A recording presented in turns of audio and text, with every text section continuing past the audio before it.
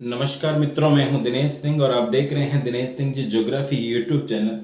मित्रों, हम राजस्थान के अफवाह प्रणाली की चर्चा कर रहे हैं, जिसमें हमने बंगाल की खाड़ी के अफवाह तंत्र को हमने पढ़ लिया है, हमने अरब सागरीय अफवाह तंत्र को भी हमने पढ़ लिया है। आज हमारा टॉपिक रहेगा राजस्थान की अंतः प्रवाही अफवाह तंत्र के बारे में। मित्रों, अंतः प्रवाही का मतलब ये होता है कि वो नदियां, इनमें उन नदियों को शामिल किया जाता है जो नदियां स्थान विशेष से निकलती है और अपने गंतव्य तक नहीं पहुंच पाती, यानी किसी सागर या खाड़ी में नहीं पहुंचती, किसी झील में नहीं पहुंचती है, और ये बीच रास्ते में ही किसी अवरोध के कारण बीच रास्ते में ही समाप्त हो जाती है।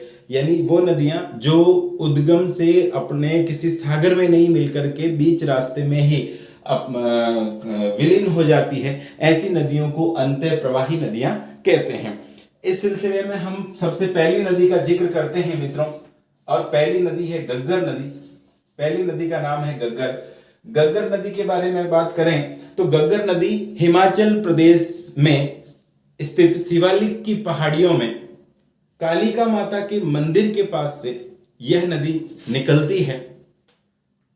यहां से हिमाचल प्रदेश में बहने के बाद यह नदी राजस्थान में प्रवेश, हनुमानगढ़ के टिब्बी नामक स्थान से राजस्थान में यह प्रवेश करती है। हनुमानगढ़ जंक्शन का धरातल जो है वो उनके स्थल भाग यानी नदी के पेटे के स्तर से नीचे होने के कारण इसका बहाव क्षेत्र जो है वो नाड़ी क्षेत्र के नाम से जाना जाता है। मित्रों, यह नदी राजस्थान में हनुमानगढ़ से प्रवेश करती है, टिब्बी हनुमानगढ़ से, और हनुमानगढ़ में भटनेर होते हुए आगे गंगानगर में जाती है और गंगानगर में सूरतगढ़ तक जाती है। लेकिन जब इस नदी में बाढ़ आती है तो यह नदी पाकिस्तान के बहावलपुर में होते हुए फोर्ट अब्बास तक चली जाती है।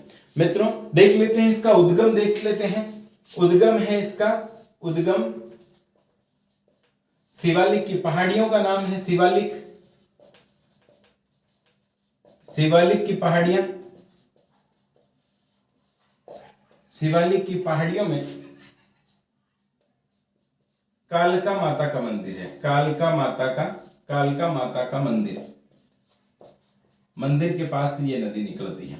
और शिवालिक की पहाड़ियां जो है वो हिमाचल प्रदेश में है, हिमाचल प्रदेश में। ठीक है भाई, हिमाचल प्रदेश में शिवालिक की पहाड़ियों में कालिका माता के मंदिर के पास से ये नदी निकलती है। दोस्तों,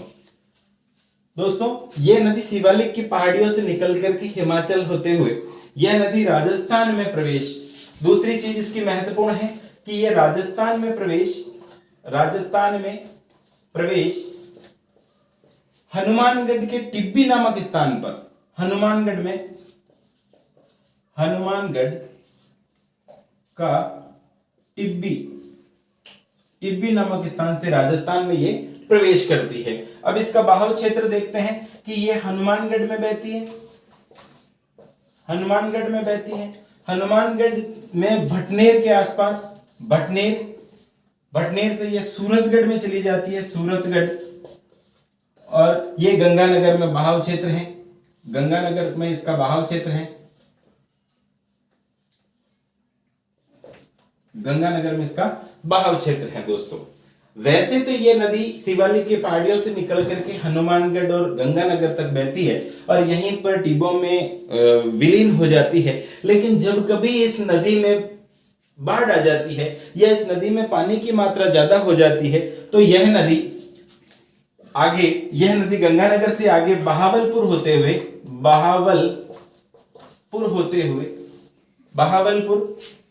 हुए फोर्ट अब्बास जो कि पाकिस्तान में है,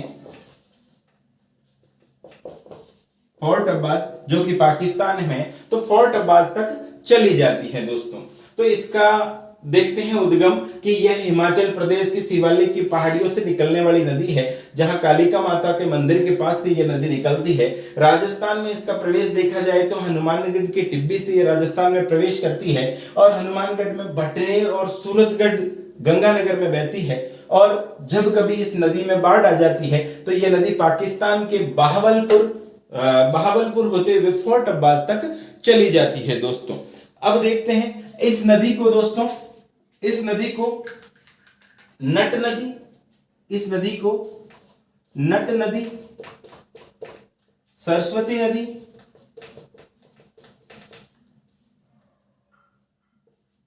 सरस्वती नदी, वेश्वती नदी, ठीक है। तो नट नदी, सरस्वती नदी और वेश नदी और मृत नदी के नाम से भी जाना जाता है दोस्तों। मृत नदी भी इसी को कहते हैं दोस्तों, ठीक है। तो ये नट नदी, सरस्वती, द्वैतवती और मृत नदी के नाम से यह नदी जानी जाती है दोस्तों। एक इसकी विशेषता यह है कि यह आंतरिक प्रवाह की सबसे लंबी नदी है दोस्तों। आंतरिक प्रवाह की सबसे लंबी नदी है, सबसे लंबी नदी है दोस्तों, ठीक है। आंतरिक प्रवाह की दृष्टि से देखें तो यह सबसे लंबी नदी है दोस्तों। इसी नदी के किनारे पर, इसी नदी घग्गर नदी के किनारे पर एक सभ्यता विकसित हुई दोस्तों, जिसे हम कालीबंगा की सभ्यता कहते हैं। कालीबंगा की सभ्यता जो है वो इसी जगह पर विकसित हुई है दोस्तों। इसी नदी के पेटे में, इसी नदी के तट पर कालीबंगा सभ्यता विकसित हुई है दोस्तों। एक और विशेषता है कि ये दोस्तों हनुमानगढ़ के आसपास वाला इलाका जो है, इस हनुमानगढ़ के आसपास वाला इलाका जो नदी के पेटे से भी नीचे होने के कारण इसके बहाव क्षेत्र को, हनुमानगढ़ और गंगानगर के जो राजस्थान में घग्गर नदी का बहाव क्षेत्र है, उसके बहाव क्षेत्र को नाली क्षेत्र के नाम से जाना जाता है। नाली क्षेत्र के नाम से जाना जाता है दोस्तों, ठीक है। अब देखते हैं कि घग्गर नदी का बहाव क्षेत्र की बात करें तो घग्गर नदी का राजस्थान में जो बहाव क्षेत्र है उसको तो हम लोगों ने नाली क्षेत्र कहा था, लेकिन जब ये नदी बाढ़ के कारण पाकिस्तान के फोर्ट अब्बास तक चली जाती है तो पाकिस्तान वाले लोग इसे हकारा के नाम से जानते हैं दोस्तों। इसको हकारा के नाम से जानते हैं, ठीक है ना, हकारा के नाम से जानते हैं, ठीक है। अब संक्षिप्त विवरण देख लेते हैं कि घग्गर नदी का उद्गम शिवालिक की पहाड़ियों से, जो कि हिमाचल प्रदेश में है, और वहां पर कालिका माता का मंदिर है, कालिका माता का मंदिर है, और मंदिर से निकलती है। राजस्थान में प्रवेश हनुमानगढ़ के टिब्बी नामक स्थान पर है। हनुमानगढ़ के भटनेर और सूरतगढ़ में बहती है, और सूरतगढ़ से होते हुए जब कभी भी इसमें बाढ़ आती है तो ये पाकिस्तान के बहावलपुर होते हुए फोर्ट अब्बास तक चली जाती है दोस्तों। इस नदी को नट नदी, सरस्वती, द्वैतवती, मृत नदी के नाम से जाना जाता है दोस्तों। यह आंतरिक प्रवाह की दृष्टि से सबसे लंबी नदी है। इसके बहाव क्षेत्र को नाली क्षेत्र कहा जाता है, और पाकिस्तान में इसके बहाव क्षेत्र को हकारा के नाम से जाना जाता है दोस्तों। अब नेक्स्ट नदी लेते हैं, नेक्स्ट नदी पढ़ते हैं। नेक्स्ट नदी का नाम पढ़ेंगे हम लोग काकड़ी नदी। नेक्स्ट नदी है काकनी। नेक्स्ट नदी का नाम देख लेते हैं, नदी है काकनी। मित्रों, काकनी नदी को काकने या मसूरदी भी कहते हैं।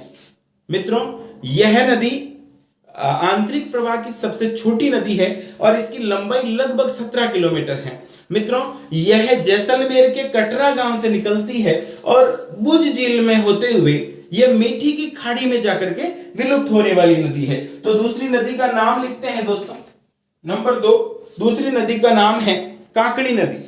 नदी का नाम है काकड़ी, और काकड़ी नदी का उद्गम देख लेते हैं। नदी का नाम है काकड़ी। काकड़ी नदी को मसूरदी नदी या काकने या मसूरदी नदी के नाम से भी जाना जाता है। मसूरदी नदी के नाम से भी जाना जाता है दोस्तों। तो दो नाम हो गए इसके, एक तो काकने हो गया और एक मसूरदी हो गया, ठीक है। विशेषता इसकी ये कि ये आंतरिक प्रवाह की दृष्टि से सबसे छोटी नदी है दोस्तों। इसका उद्गम देखते हैं। यह नदी जैसलमेर से निकलती है दोस्तों। जैसलमेर गांव का नाम मिलेगा आपको कटरा, कटरा गांव। कटरा गांव से यह नदी निकलती है और आगे जाकर के ये बुज झील में होती हुई आगे जाकर के ये मीठी की खाड़ी में जाकर के विलीन हो जाती है दोस्तों। तो इसका बहाव क्षेत्र देखते हैं। जैसलमेर के कटरा गांव से होते हुए बुज झील में जाती है और बुज झील से आगे बढ़ते हुए मीठी की खाड़ी में जाकर के विलुप्त हो जाती है दोस्तों, ठीक है। इस नदी की लंबाई देख लेते हैं। यह नदी लंबाई देख लेते हैं इस नदी की ये 17 किलोमीटर लंबी है, 17 किलोमीटर लंबाई में ये बहती है, अपना बहाव क्षेत्र रखती है। दोस्तों यह आंतरिक प्रवाह की दृष्टि से, यह आंतरिक प्रवाह की दृष्टि से सबसे छोटी नदी है, सबसे छोटी नदी है दोस्तों। ठीक है, आंतरिक प्रवाह की दृष्टि से ये सबसे छोटी नदी है। नेक्स्ट नदी को देखते हैं दोस्तों। नेक्स्ट नदी का नाम लिखते हैं अपन रूपनगढ़। नदी का नाम है रूपनगढ़। छोटी सी नदी है, अजमेर से उद्गम, अजमेर के सलीमाबाद से उद्गम होता है और आगे जाकर के जयपुर में जाती है और जयपुर में जाकर के सांबर झील में गिरने वाली नदी है। रूपनगढ़ की कोई विशेषता नहीं, नदी का नाम है रूपनगढ़। उद्गम देख लेते हैं। उद्गम होता है अजमेर से, उद्गम होगा अजमेर से। जगह का नाम लिख लो सलेमाबाद, जगह का नाम लिखो साहब सलेमाबाद। तो अजमेर के सलेमाबाद से यह नदी निकलती है और आगे बढ़ते हुए यह नदी आगे जाकर के जयपुर में जाती है दोस्तों, आगे जाके जयपुर में जाती है और जयपुर में स्थित सांबर झील में जाकर के गिरने वाली नदी है। सांबर झील में जाकर के यह नदी विलीन हो जाती है दोस्तों। नेक्स्ट नदी देखते हैं अपन। नेक्स्ट नदी का नाम है कातली। आंतरिक अफवाह में नेक्स्ट नदी है कातली। कातली नदी को देख लेते हैं कि कातली नदी का उद्गम सीकर के खंडेला की पहाड़ियों से होता है और झुंझुनू में यह बहती है, चूरू और झुंझुनू की सीमा बनाती है और आगे जाकर के विलुप्त हो जाती है। इसके प्रवाह मार्ग को तोरावाटी के नाम से हम जानते हैं दोस्तों। यह राजस्थान में पूर्ण बहाव की दृष्टि से आंतरिक प्रवाह की सबसे लंबी नदी है और इसी के किनारे गणेश्वर नाम की सभ्यता भी विकसित हुई है। यही नदी झुंझुनू को दो भागों में भी बांटती है। देखते हैं कातली नदी। कातली नदी का नाम रहेगा कातली।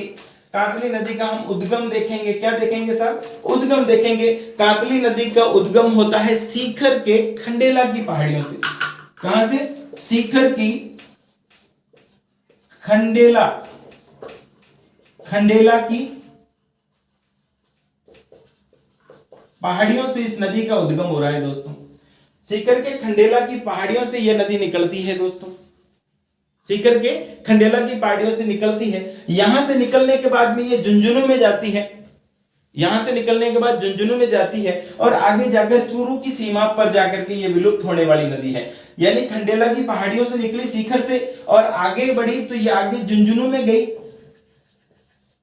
झुंझुनू में गई और झुंझुनू से आगे बढ़ते हुए चूरू की सीमा पर जाकर के सीमा पर विलुप्त हो जाती है सर। चूरू की सीमा पर जाकर के विलुप्त होने वाली नदी है दोस्तों। इसके प्रवाह मार्ग को यानी सीकर और झुंझुनू और चूरू वाले क्षेत्र को यानी इसके प्रवाह मार्ग को तोरावाटी के नाम से जाना जाता है। प्रवाह मार्ग को तोरावाटी कहते हैं। क्या बोलते हैं जी? तोरावाटी। तोरावाटी के नाम से जाना जाता है दोस्तों। ठीक है, यह इस नदी की विशेषता है कि यह राजस्थान में पूर्ण बहाव की दृष्टि से, राजस्थान में पूर्ण बहाव की दृष्टि से सबसे लंबी नदी है। सबसे लंबी नदी है दोस्तों। देखिए गग्गर की लंबाई ज्यादा है लेकिन राजस्थान से निकल करके राजस्थान में खत्म होने वाली नदियों में कातली नदी बड़ी है सब। ठीक है, इसी नदी के किनारे गणेश्वर नाम की सभ्यता विकसित हुई है। गणेश्वर सभ्यता भी विकसित हुई है। गणेश्वर नाम की सभ्यता कातली नदी के किनारे ही विकसित हुई है दोस्तों। इस नदी की एक और विशेषता है, यह झुंझुनू को दो भागों में बांटती है। यह नदी झुंझुनू को दो भागों में बांटती है सर।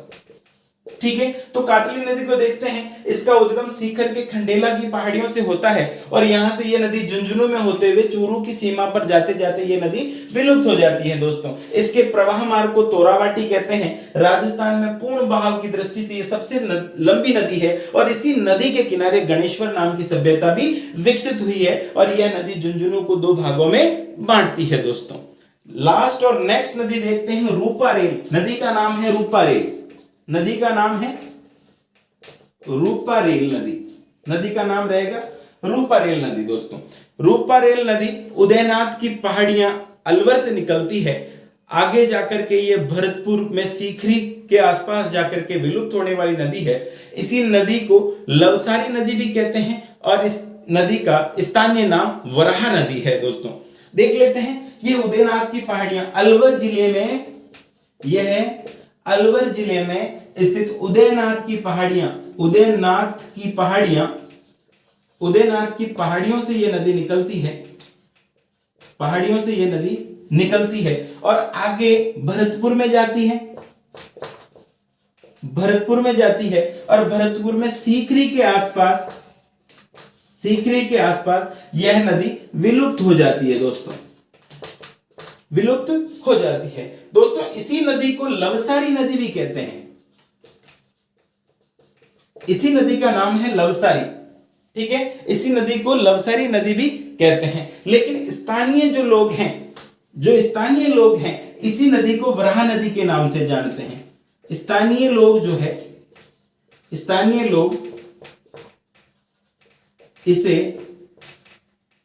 वराहा नदी के नाम से भी जानते हैं। दोस्तों तो रूपारेल को देखो, अलवर के उदयनाथ की पहाड़ियों से भरतपुर और सीकर में बहती है, भरतपुर के सीकरी में विलुप्त होती है, इसे लवसारी नदी के नाम से भी जानते हैं और स्थानीय लोग इसे वराहा नदी के रूप में पहचानते हैं। दोस्तों ठीक है, थैंक यू। दोस्तों वीडियो को शेयर करें, लाइक करें और सब्सक्राइब करें और बेल आइकन को दबाना ना भूलें, क्योंकि हमारे द्वारा बनाए गए वीडियो का नोटिफिकेशन आप तक सबसे पहले पहुंच सके। थैंक यू, धन्यवाद।